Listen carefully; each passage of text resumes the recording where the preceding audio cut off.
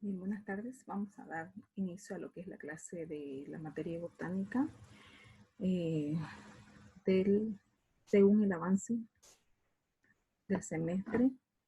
Eh, Hoy vamos a avanzar lo que es el tema del reino vegetal, ¿sí? El reino vegetal se denomina al reino de las plantas. El reino vegetal tiene como finalidad el estudio específico de todos los vegetales que se conocen sobre la faz de la Tierra.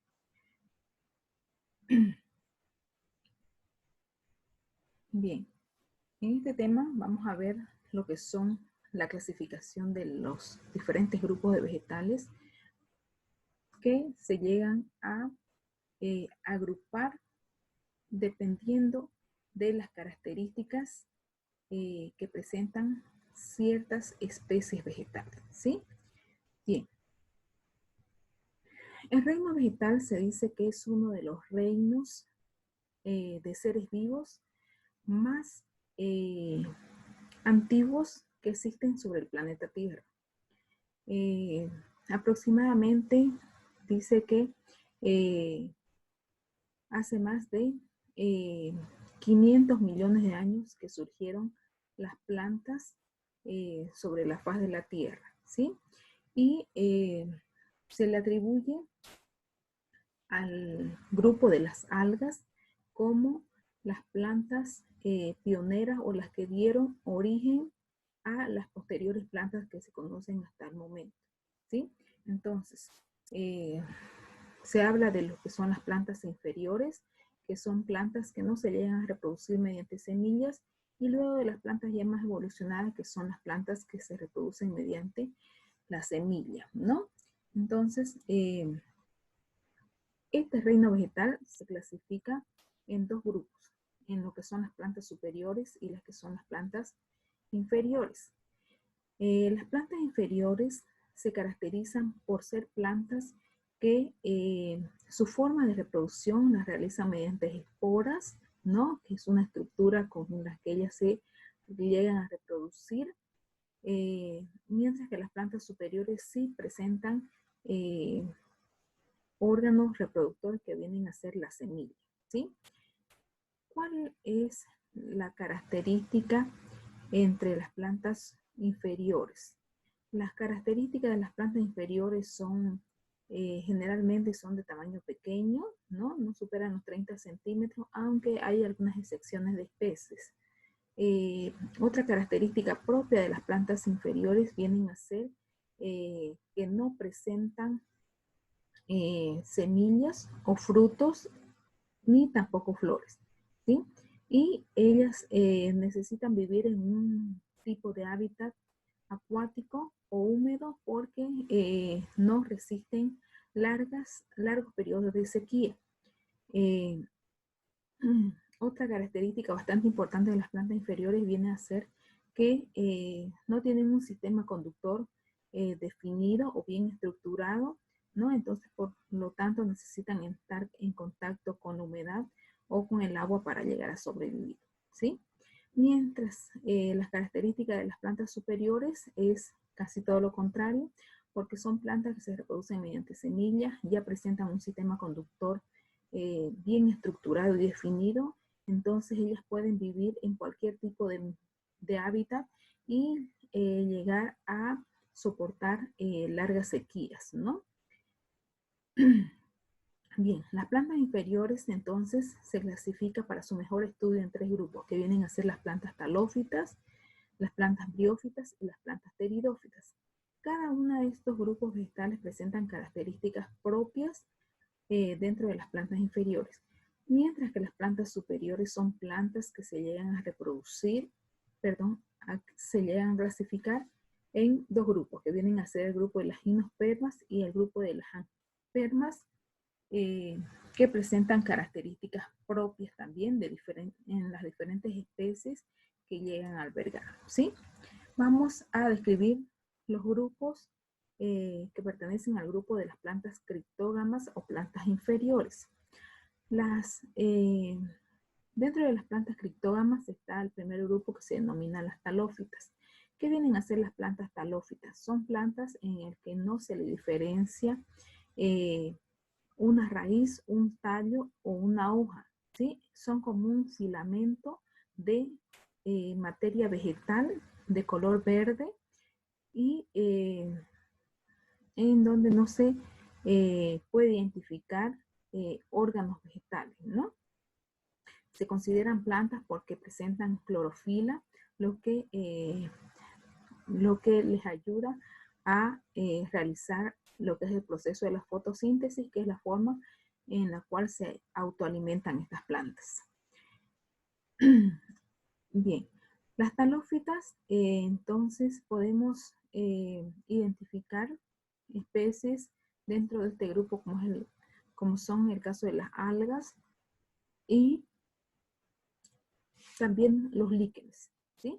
Las algas más conocidas o más comunes dentro de este grupo están las algas macroscópicas y las algas microscópicas.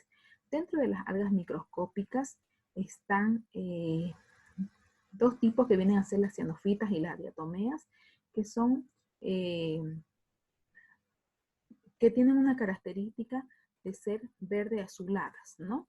Estas algas se le debe su coloración a una pigmentación que se denomina ficocianina, que es el que le da la coloración.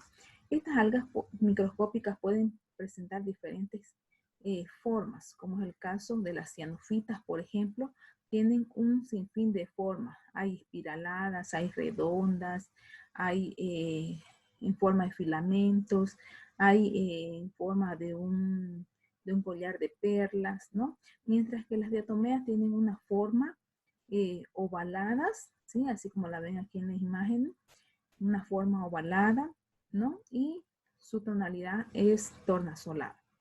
Entonces, todas esas características presentan las algas microscópicas, pero también se encuentran las algas macroscópicas, que son algas que se pueden observar a simple vista. Generalmente son de origen marino, porque la encontramos en este medio, y las más comunes son las algas verdes o clorofitas, las algas rojas o rodofitas y las algas pardas o feofitas, ¿no?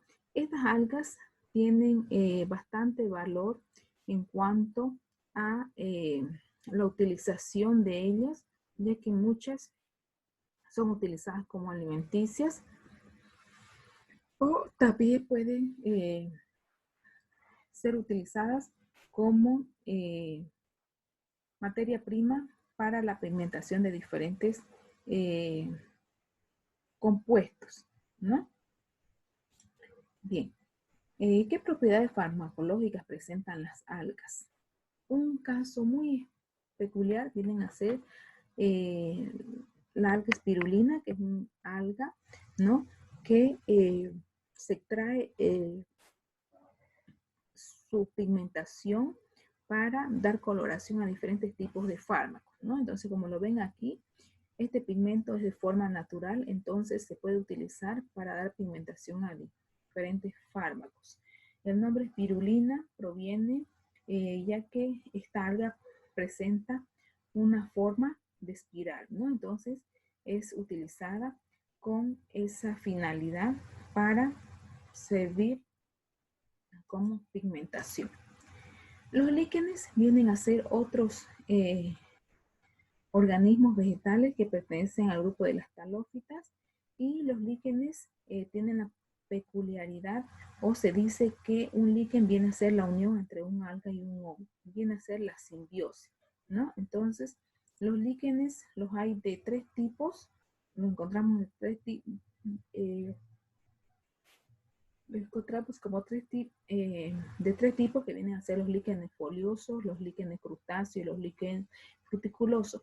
Los líquenes foliosos tienen esa forma, presentan una estructura que se adhieren a la corteza de los árboles, porque ahí se encuentran bastante humedad para llegar a sobrevivir. Los líquenes tipo crustáceos son líquenes que viven adheridos a los sustratos de rocas que presentan bastante humedad, y los líquenes fruticulosos son líquenes que adoptan las formas como de unas fibras, ¿no? Y también viven sobre la corteza de algunos árboles, ¿no? Los líquenes se dice que son bioindicadores de buena calidad de aire, ¿no?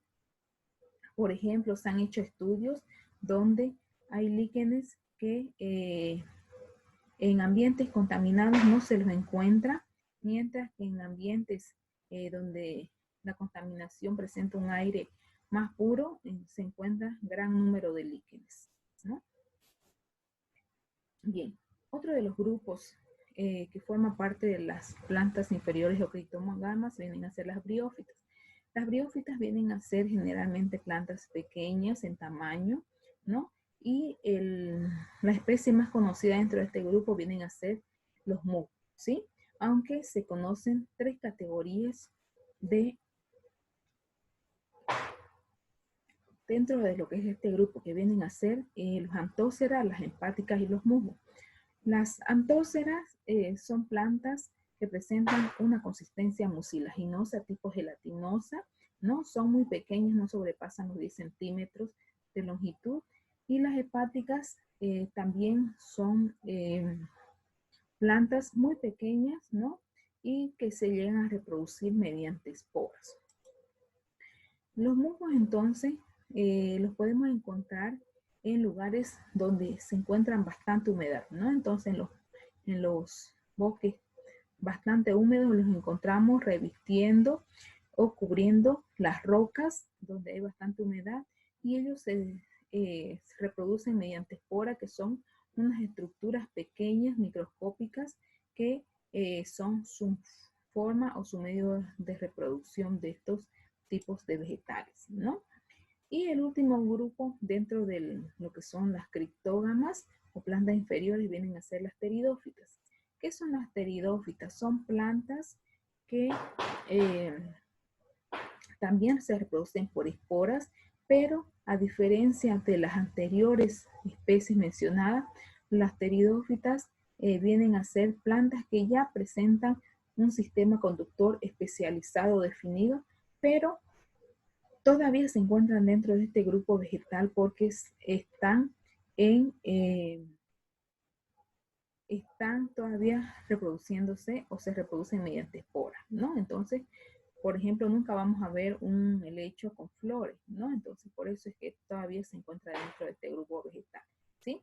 Entonces, las especies más conocidas dentro de este grupo vienen a ser los helechos y las colas de caballo, que tienen características de vivir en lugares húmedos o sobre orillas de cuerpos de agua, ¿no? Además, hay una gran variedad, por ejemplo, de que son consideradas plantas medicinales, los helechos y también las colas de caballo, ¿no? Estas plantas presentan gran belleza escénica por la forma de las hojas que presentan, entonces son bastante utilizadas en lo que son la ornamentación y la jardinería. Estas plantas también se llegan a reproducir mediante esporas, que son estructuras microscópicas que las tienen dentro de estos soros. Cuando estos soros llegan a su maduración sexual, se abren y dejan salir las esporas, ¿no? Entonces, estos soros, los helechos los presentan en la parte en vez de la hoja, que viene a ser la parte de atrás, ¿no? Donde muchas veces se las confunden con algunos tipos de plagas, ¿no? Los equisetum vienen a ser las colas de caballo, ¿no? Sus características tienen tallos largos, con nudos bastante marcados, los tallos son huecos, ¿no? Y no presentan una forma de hojas, ¿no? Sino que presentan unos filamentos que tienen la función, que cumplen la función que cumplen las hojas, ¿no? En cualquier tipo de vegetal, ¿no? Entonces, hay también colas de caballo que son consideradas como medicinales, por ejemplo, como es el caso del Equisetum giganteum, que es una cola de caballo que, según tiene propiedades diuréticas, rimineralizantes, cicatrizantes, ¿no? Entonces son utilizadas con esos fines. Vamos con el otro grupo de plantas que vienen a ser las plantas fanerógamas o plantas superiores. Las plantas fanerógamas o superiores son plantas que ellas se llegan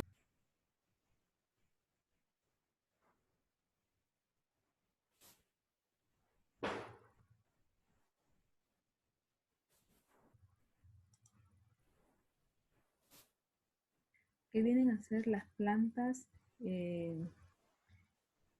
gimnospermas y las angiospermas.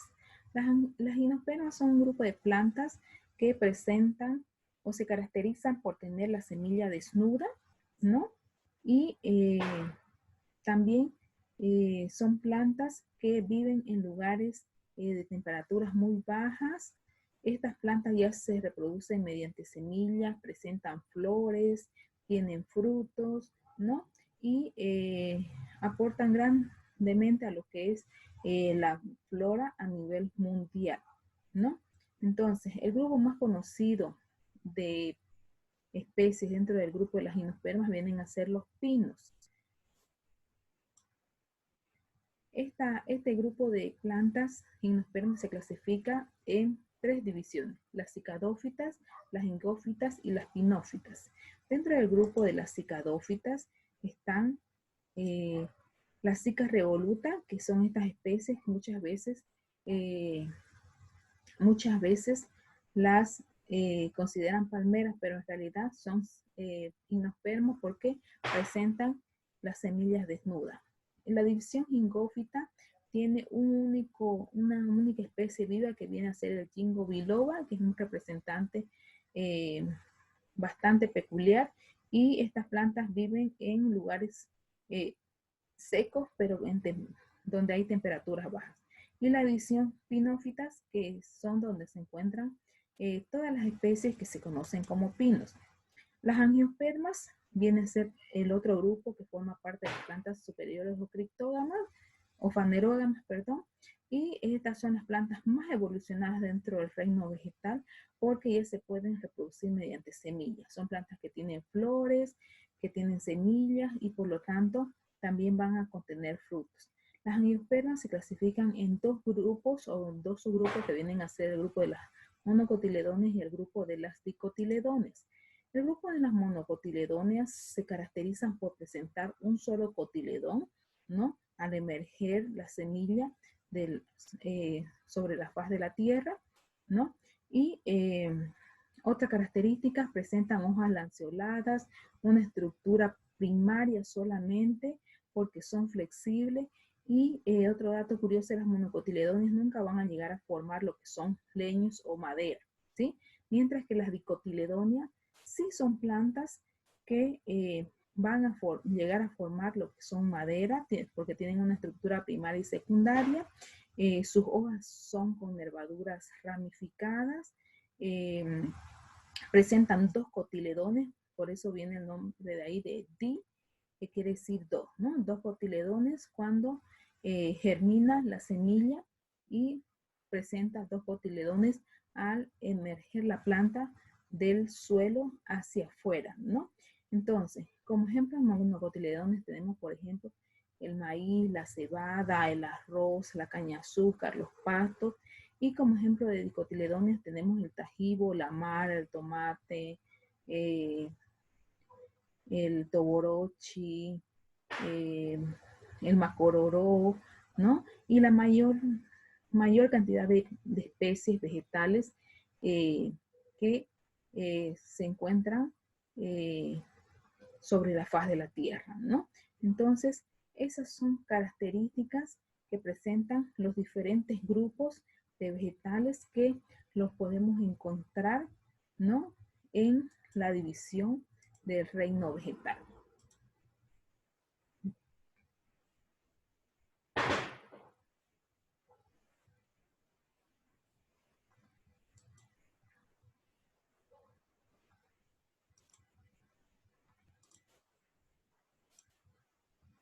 Bien, entonces con esto culminamos la clase de hoy día. Espero que hayan entendido la explicación sobre lo que es el reino vegetal, ¿no? Que es un tema bastante importante para entender cuál es la clasificación de los vegetales sobre lo que es la faz de la Tierra, ¿no?